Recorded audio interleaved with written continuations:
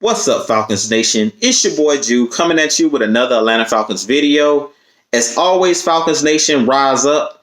In today's video, I want to talk about why our Atlanta Falcons must address the trenches on the defensive line in free agency and in the draft. That must be the number one priority for our Atlanta Falcons.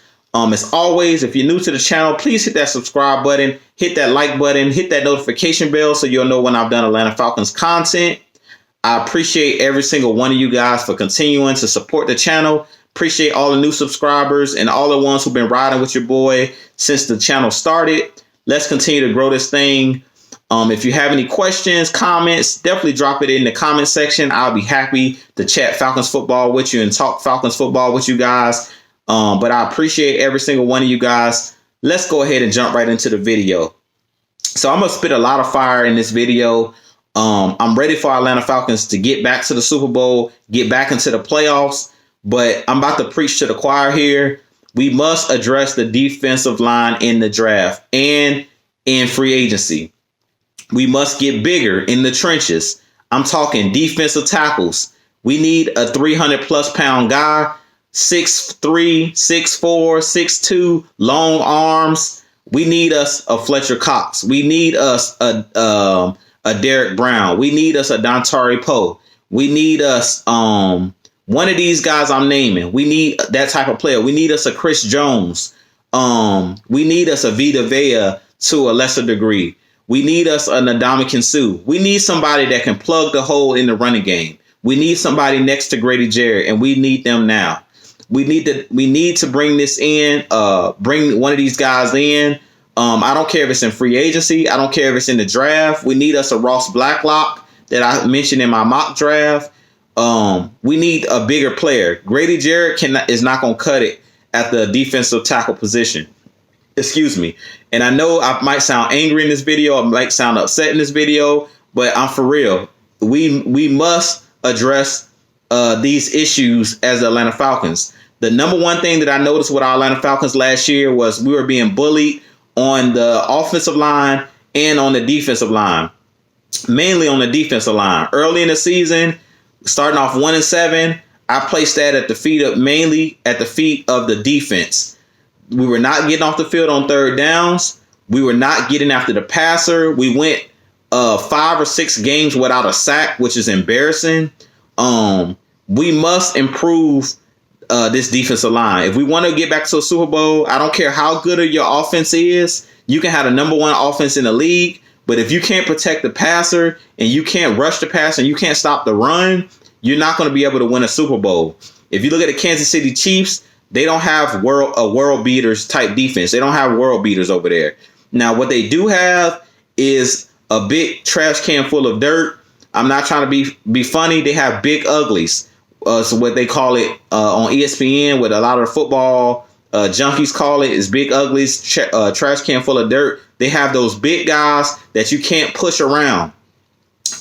Chris Jones, 6'6", 300+ pounds, long arms, very physical. You're not knocking him off the ball with ease. You're not even knocking him off the ball with double teams because he's very big. He's hard to move out of the middle. That's why they call him that big trash can full of dirt. You can't just knock him off the ball. He's a monster. He bats passes because he has very long arms. When he can't get to the passer to make a sack or to make a tackle for loss, he's very disruptive. Similar to a Grady Jarrett, because Grady Jarrett is very disruptive. I don't want to disrespect Grady Jarrett. When I say he can't cut it, what I mean by that is he's not big enough to he can't be the only one in the middle that's going to be there to stop the run and plug holes. We need a bigger guy. Grady Jarrett is not the average size defensive tackle. Grady Jarrett is more of a pass rusher, more of a Aaron Donald type. He can make tackles for loss and he can get sacks in the backfield, but he's not a guy that's going to take up double teams on every single down and still beat double teams and stuff like that. Grady Jarrett is a solid player, is a very good player, is a top tier defensive tackle personally to me, and is a great pass rusher from the middle or from that 3 technique or from the 1 technique. But we need a guy that you can filter everything to. If you think about the Philadelphia Eagles and Fletcher Cox, the guys on the outside, Brandon Graham, Josh Sweat, them guys that they have, Barnett, the other guy that they have on the edge that played at the University of Tennessee, those guys do a good job of cutting off the edge, setting the edge, and they force everything back to Fletcher Cox in the middle. And Fletcher Cox is a beast. He gobbles up and takes up a lot of space inside, and that's what we need. We need one of those huge jumbo butts, whatever you want to call them. We need one of those big hippos. You can sit down right there in the middle, and that's going to prevent teams from running the ball right at us and gutting our defense. That was the biggest area last year where the Atlanta Falcons struggled. If you look at the teams, like I said, that are successful, they do a good job of taking away that middle area of the field. They always talk about in pro football, the teams being able to stop the run. They always talk about it being a game of inches. And they always talk about when you build a team, you start with the middle of the field and you work your way outside to the wide receivers. So if you're focusing, and we're talking about an offensive minded team, you start with your center, your guard, out to your left tackle, right tackle, out to your wide receivers. That's how you should address your team. If you're a defense, you need to you start off with the middle of the field. Your foundation, like if you're building a house, you start with the foundation of your home where you're laying down the concrete or that's up under that's going to hold the house up, or the whatever the foundation is that's going to hold your house up. You can't start with the roof. You can't start with the bricks. You can't shortcut your way through to success. You have to start with a great foundation, and the foundation starts in the middle of the field. So on defense, we must address that nose tackle position. That's the most important position. Even more than the edge rusher, we must address that middle of the field. Because if we can establish dominance in the middle of the field, if we can put somebody next to Grady Jarrett, like a Javon Kinlaw, a Ross Blacklock, a Derek Brown, Raekwon Davis out of Alabama, if we can get one of those guys that's physical in the middle and that can shut down a run game or intimidate teams from running the ball right at us, we're going to help. It helps everybody. It helps Deion Jones because it keeps those offensive linemen out of the second level coming up and blocking him, because Deion Jones doesn't do a good job of shedding tackles or shedding blocks, excuse me. And I don't expect Deion Jones to be able to shed blocks because he's a smaller linebacker. So if you got a 300 plus pound offensive lineman running up the hole, it's going to be hard for Deion Jones that goes about 220 pounds or 230 pounds to 6 feet 1, 6'2". It's going to be hard for him to shed that type of block. So we must do a great job of putting those big jumbo butts in front of him, them big hippos, those trash cans full of dirt. We must put somebody in the middle that's going to take up that void, take up that space, gobble up those blockers so Deion Jones can flow sideline to sideline and do what he does best. If you think about the best linebackers in the game, Ray Lewis back in the day had Tony Saragusa in the middle and had Sam Adams in the middle to keep Ray Lewis clean, to keep those offensive linemen from getting up on Ray Lewis in the second level so he could fly around to the football. If you have those guys that can stop those offensive linemen from getting to the second level, your linebackers are going to be successful. If you think about Luke Kuechly, everybody always talks about how Luke Kuechly is a great linebacker, and I don't want to take nothing from Luke Kuechly. He's definitely an excellent linebacker, may go to the Hall of Fame, recently retired. So big ups to Luke Kuechly.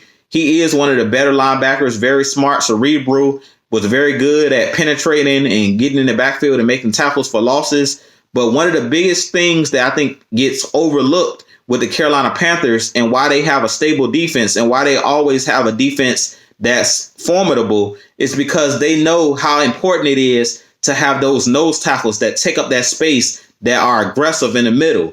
They went out and picked up a Gerald McCoy. They went out and picked up a Dontari Poe. They already had a K'Wan Short that kept their linebackers clean. For all those years that they had Thomas Davis and Luke Kuechly, they had those big jumbo butts in front of them, those big guys, those big trash can full of dirt that were taking up space that allowed those guys to flow sideline to sideline, allowed those linebackers to be all-stars and be pro bowlers, and allowed them to shoot gaps. You can't shoot the gaps or shoot gaps when offensive linemen are getting up on you in the second level and they're blocking you and knocking your defensive tackles off the ball and knocking defensive ends off the ball. Last year, we were bullied a lot of games. And I hear this a lot from Atlanta Falcons fans on Twitter and just through the different channels that I watch, different content creators. They talk about how Dan Quinn struggled against AFC opponents the last couple seasons. And he struggled with his Atlanta Falcons tenure going up against AFC teams. And I've talked about this before. The reason that Dan Quinn teams struggle against AFC teams is because AFC teams are physical. Most AFC teams are going to run the football right at you, right up the gut. They're going to try to rip your heart out. So you have to have those big guys up front that can hold up and basically can hold the point and allow Deion Jones to flow downhill. Him and Devondre Campbell, him and Foye Oluokun, whoever's going to be the linebackers next season.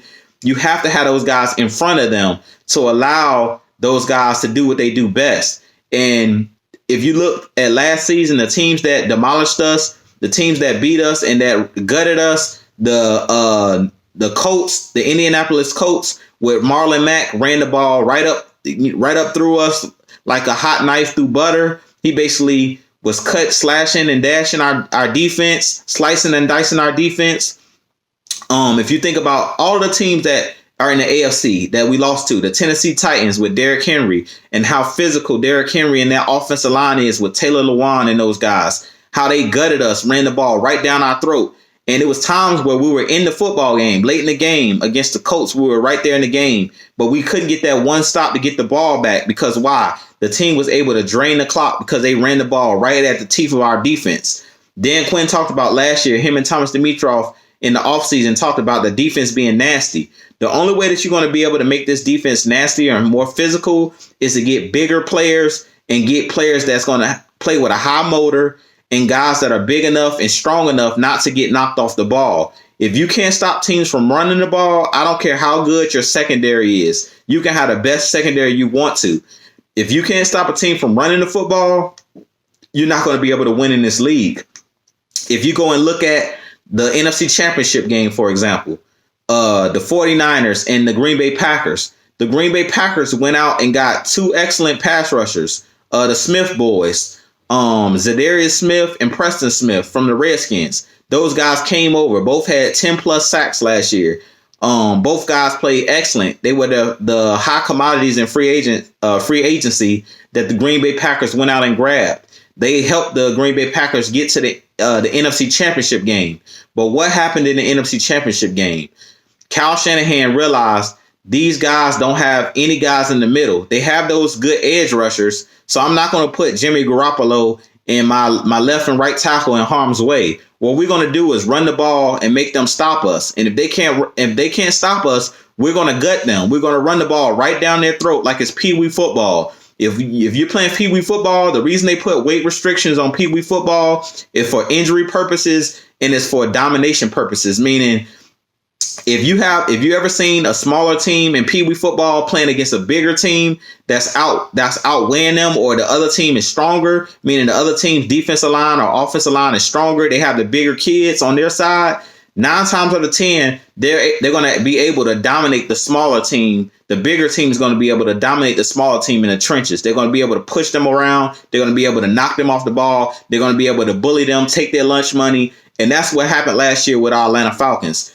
It's not that difficult. It's not that complex. If you think about it, if you go and watch the games, our team was getting knocked off the football. They were being bullied. The game against the Rams was embarrassing. And this is coming from a diehard Atlanta Falcons fan. Y'all know that I'm not a negative content creator. I don't put out negativity, but I'm tired of seeing our Atlanta Falcons the last couple seasons be bullied, being knocked off the football, being too small in the trenches. We must change our mindset about bigger players. I understand the athletes and having thinner players. I'm the number one person that's behind us drafting K'Lavon Chaisson. I think he is a lighter defensive end. I do think that he can play that defensive end role, but you don't need to be small in every single position and be athletic in every single position. At the nose position, we don't need somebody that's necessarily super athletic. We need somebody that's going to hold up and that's strong enough to hold the point. So if we can get a big guy that can gobble up, like I said, take up that space, gobble up some of those blocks, and also hold the point and penetrate in the backfield, we're going to be successful. But if you look at, like I said, any of the teams you want to look at that are successful, the New England Patriots, they always have big guys in the trenches. For years and years and years, they had Vince Wilfork. I think he was like 300 and some pounds, 330 some pounds, a huge dude in the middle, knew how to hold the point, knew how to stop teams from running the football. So much so that in the Super Bowl against Atlanta, we were intimidated to even run the ball down the stretch when the game was when the game was in the balance. Now, I don't know if that was because we were worried about them stopping us. But my thing is, you have to be able to stop the run. If you cannot stop the run, I don't care who you have at corner. You can have Deion Sanders. You can have Deion Sanders on one end. You can have Revis Island on the other end. You can have Cam Chancellor and Earl Thomas, whoever you want to have on the back end. But if your front seven guys can't stop a team from running the football at you, it doesn't matter who you have on the back end. It don't matter how well they hold up in coverage. It's not going to improve the pass rush. It's not going to consistently work, because in that 49ers game, NFC Championship game against the Green Bay Packers, Jimmy Garoppolo threw the ball a total of 8 times. That's how bad the run defense for the Green Bay Packers were. And that's why I'm saying I prefer a dominant nose tackle over a pass rusher. Pass rushers are great, but if you don't have those nose tackles, it doesn't matter. A lot of people look at Khalil Mack and how good of a player he is. And Khalil Mack, don't get me wrong, is a beast. And I would love for the Falcons to have a pass rusher of that caliber. But what makes Khalil Mack's game easier, or his life easier when he's playing with the Chicago Bears? They have big Hakeem Hicks. Go look up Hakeem Hicks stats. Go look up Hakeem Hicks highlights. Hakeem Hicks is a huge guy that they place in the middle. The Bears know that you need those big nose tackles, those big physical guys that are not going to be pushed around and going to be bullied. In our Atlanta Falcons team, I continue to say this, we have to get bigger in the trenches. We have to be more nasty and physical. The way that you get nasty, Dan Quinn and Thomas Dimitroff want to talk about being nasty. The way that you be nasty on defense is all starts up front. If you're knocking teams, punching teams in the mouth, if you're getting after their quarterback, that's the way that you get nasty. If you're playing in the backfield and you getting in the backfield consistently and knocking running backs out, knocking them back for 1 yard losses in the run game, 2 yard losses, that's the way that you dominate teams. The 49ers have the right I'm trying to think of the word, the right technique, or the right they found the right technique of winning. They found a good way to win games, and that's what the Atlanta Falcons have to do. They found their niche, is kind of what the word I'm looking for. We have to find our niche as the Atlanta Falcons. And the niche I feel like that this Atlanta Falcons need to become more nasty and more physical. We have to have bigger players in the trenches. Right now, we're too little. And that's the biggest issue with this team. Now, I do believe, like I said, we do need to bring in a pass rusher as well on the outside. But even if we just bring in a legit nose tackle, I'm telling you, that's going to improve Pat McKinley's numbers. That's going to improve Kaminsky on the outside's numbers, and whatever rookie pass rusher we bring in, their numbers are going to be better, or we're going to play a lot better in the running game, meaning stopping the run, and we're going to get a lot more pressure on quarterbacks if we bring in a legit nose tackle. If we bring in some bigger players that can hold the point. I think I was mentioning this before, but I kind of got off track. But if you look at that game against the LA Rams, that game was very embarrassing for Atlanta Falcon fans. The Rams came into our dome, or into our home, our Mercedes-Benz Stadium, and pushed us around. So much so that Devontae Freeman got frustrated. The offensive line was not doing a good job of blocking. In that game, Matt Ryan got hurt. And as an offensive lineman, you should be teed off if your quarterback gets hurt on your watch when you are blocking for him. You should be very embarrassed if your quarterback gets hurt, because he's taken so many sacks in one game, where Dante Fowler Jr. had like 3.5 sacks in one game, and Matt Ryan was sacked, I think, 6 or 7 times in one game. Doesn't make any sense. You should be very embarrassed, and that's not a physical team. So if you've been watching my channel last year, I said it over and over again. The Atlanta Falcons last year played like a finesse team. A finesse player or a finesse team is a soft team. We didn't play physical last year. We didn't play fast and physical. It was only a handful of games last year where we improved our pass rush and we played physical. And those were the games where I feel like we played up to competition and we were like teed off. Like the game against the 49ers, we came in that game because it was a revenge game. We were teed off. The game against the Saints, right after the bye, we were teed off. And you know how that rivalry with the Saints go. We were coming in at 1-7. They were 7-1 at the time. We went into the Superdome and we punched them in the mouth. And that's how we have to play.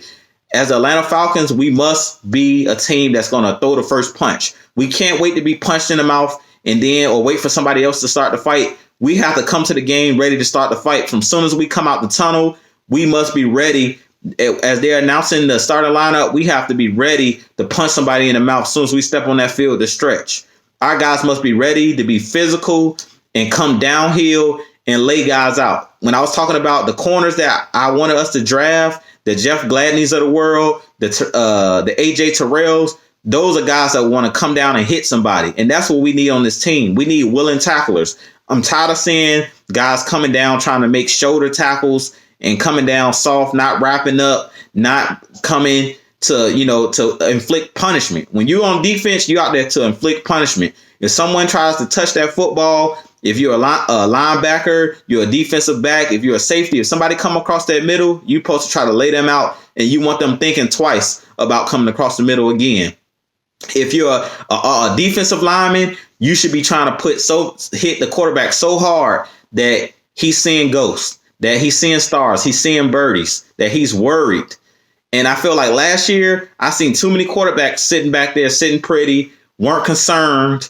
Marcus Mariota looked like a Pro Bowler against us. He was out there shredding our defense up. Jacoby Brissett, dudes that are not even the upper echelon players, were out there looking like they were Pro Bowlers against us. And that's embarrassing. So this year, I want to see us be physical, man. I want to see us go out there and throw the first blow. I want to see us bring in some big boys up front that's going to keep these guys off of Deion Jones and off of whoever, Foye Oluokun, whoever the other linebackers are, so those guys can use their athletic ability. And it's time for Tat McKinley to stop all the tweeting and the talking. I want to see more sacks out of him this year. He needs to go ahead, focus on his technique, focus on his balance, because he bull rushes a lot and he falls on the ground and plays very clumsy. He needs to get it together this year and play with more balance, and learn how to channel his aggression.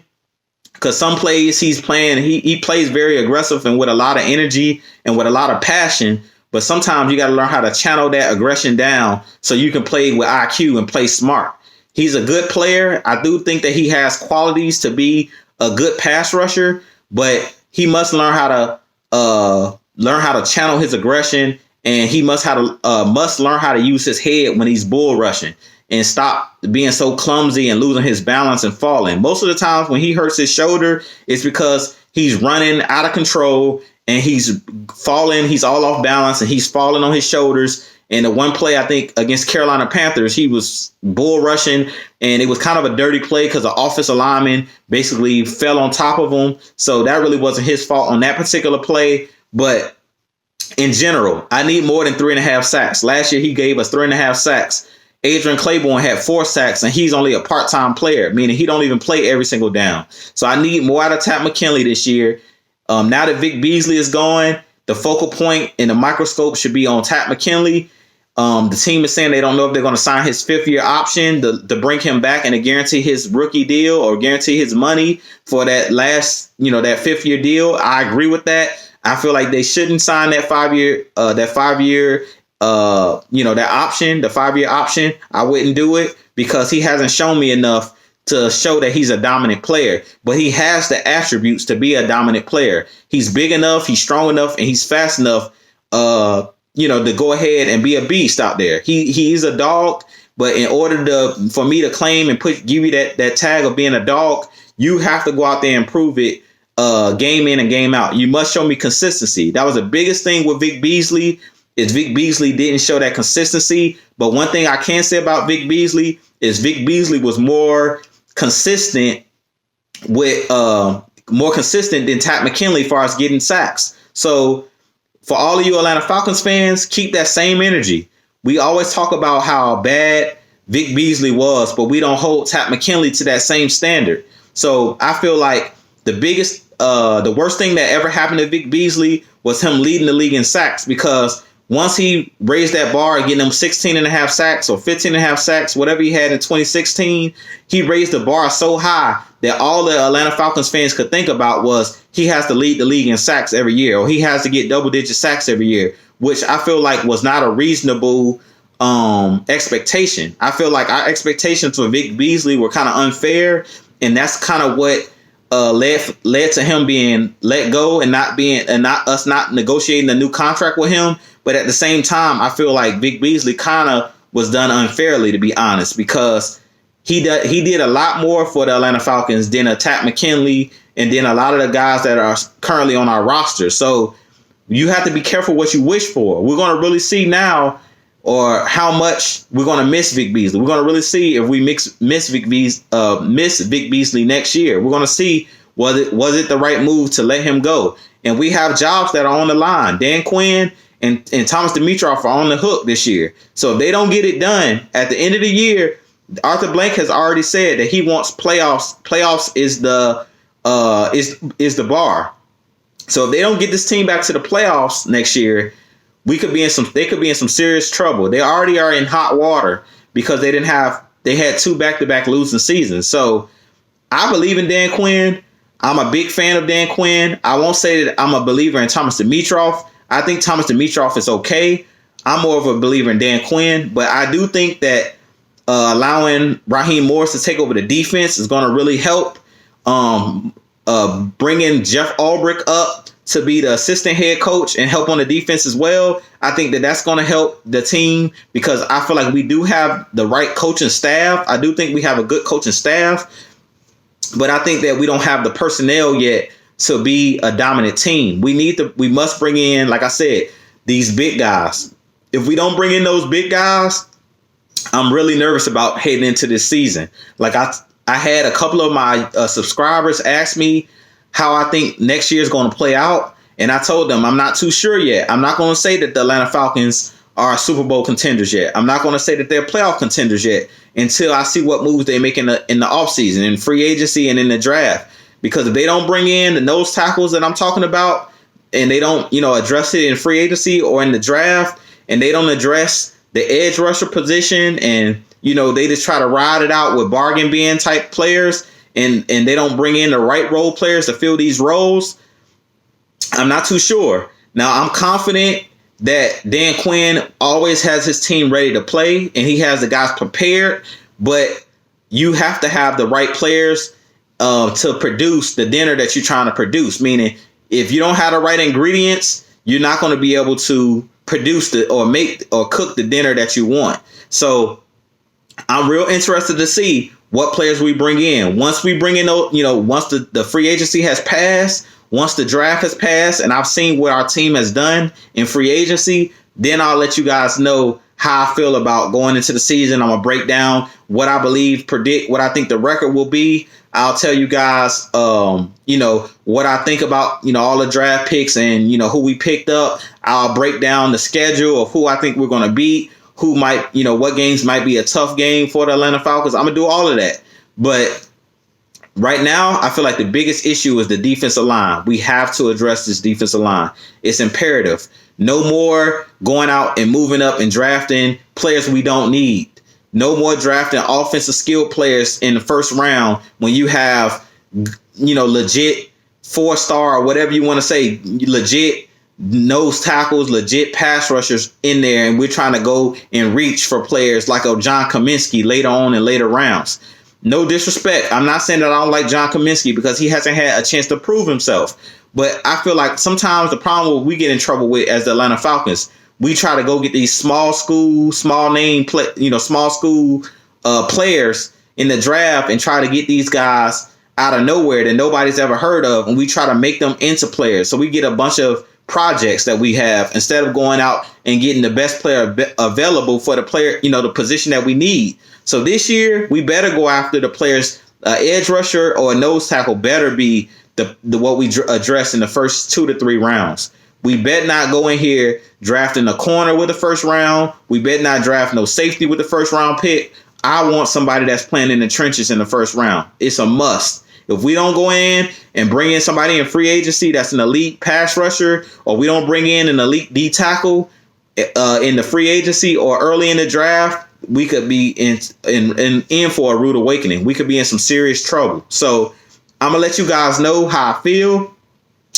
I love being the upbeat type of person that I am, and putting out the videos that you guys like and preaching, trying to tell you guys the truth. And this is just what I feel about our team right now. I feel like the team is not tough enough. I feel like last year the team played very soft, very finesse, and we must change that. If we're going to be fast, physical, and nasty, and we want to get nasty with it, we have to come with it with these big guys. We must improve these trenches and stop getting knocked off the football. If we don't improve that, we could be in for another losing season. So you guys, let me know what you think about the video. Let me know what you think in the comment section. I love to chat with you guys in the comment section. Let's continue to grow this thing as always. This being your boy Juice signing off. I'll holler at you guys in the next video. I have another video for y'all probably a little bit later on in the week.